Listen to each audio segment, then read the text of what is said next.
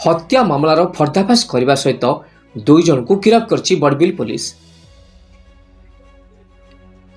केन्दुझर जिलार खनिज क्षेत्र बड़बिल थाना अंतर्गत झाड़गा निकटरे गत 23/12/2025 तारिखरे मिलिथिबा मृत शरीर एक हत्याकांड थिला बोली जहाँ सूचना मिलिथिला, जार तदंत आरंभ करथिला पुलिस।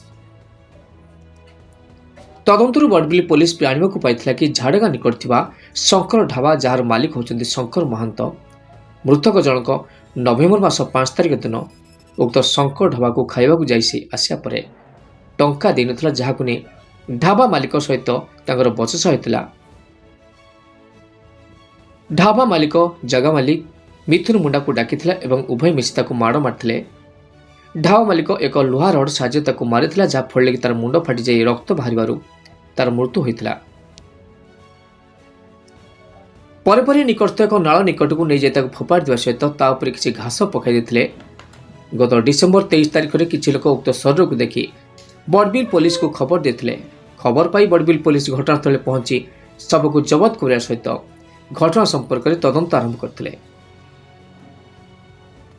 ମୃତକ ଜଣକ ହେଲେ ସୁଦୂର ଝାଡ଼ଖଣ୍ଡ ରାଜ୍ୟ ହଜାରିବାଗ ଜିଲ୍ଲାର କେନ୍ଦୁଆ ଗ୍ରାମର ସଞ୍ଜୟ ଯାଦବ। ସେ ଏଠାରେ ରହି ଗାଡ଼ି ଚାଳକ ଭାବେ କାର୍ଯ୍ୟ କରୁଥିବାର ସୂଚନା ମିଳିଛି।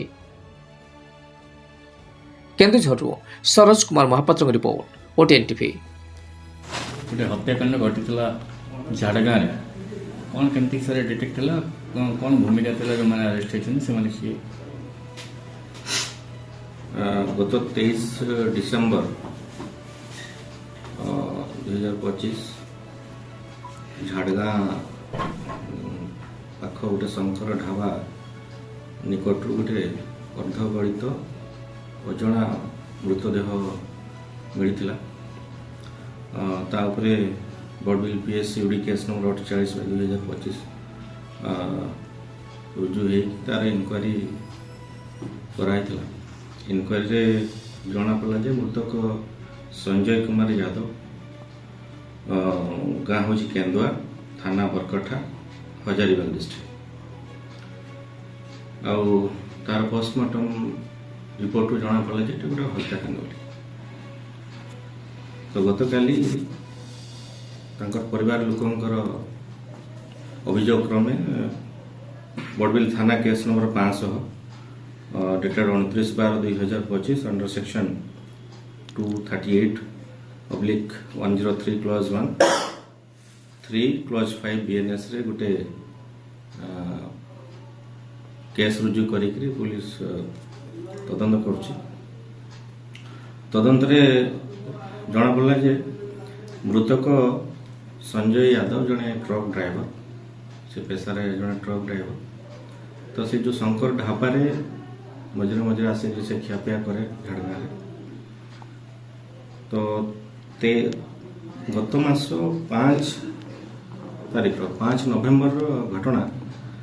तो से ढाबा को जाकरी खाइला परे पैसा न देवार से ढाबा मालिक शंकर महतो सांगे तार झगड़ा और झगड़ा समय सी तार जे पाखे घर कर जगार मालिक जी मिथुन मुंडा ताकू भी से डाकी 2 जन मिसिक बाड़े से मिथुन मुंडा भी ताकू चपड़ा मारची। तो गोटे सडन प्रोवोकेशन रे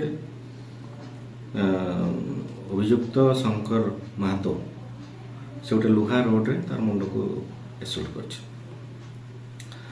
तो से इंजर्ड होते परवर्ती समय मृत्यु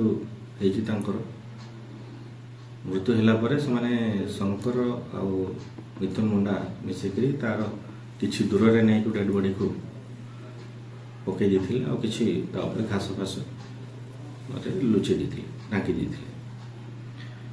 तो जेहेतु शीत दिन थिला, अत्यधिक शीत थिला, मृतदेह संपूर्ण भाव डिकम्पोज होनी। गत काली अभियुक्त शंकर महतो जे ढाबा ओनर आ तार सहयोगी मिथुन मुंडा 2 जन को आम गिरफ्त करिछु।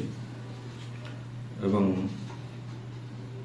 ଗୋଟେ ଆଇରନ୍ ରଡ୍ ଯେଉଁଥିରେ ଶଙ୍କର ମାହାତ ତାକୁ ଏସଲ୍ଟ କରିଥିଲେ ତାକୁ ଜବତି କରାଯାଇଛି। ଆଜି ସେ ଦୁଇ ଜଣଙ୍କୁ ଆମେ କୋର୍ଟ ଚାଲାଣ କରୁଛୁ। ଠିକ୍ ଅଛି।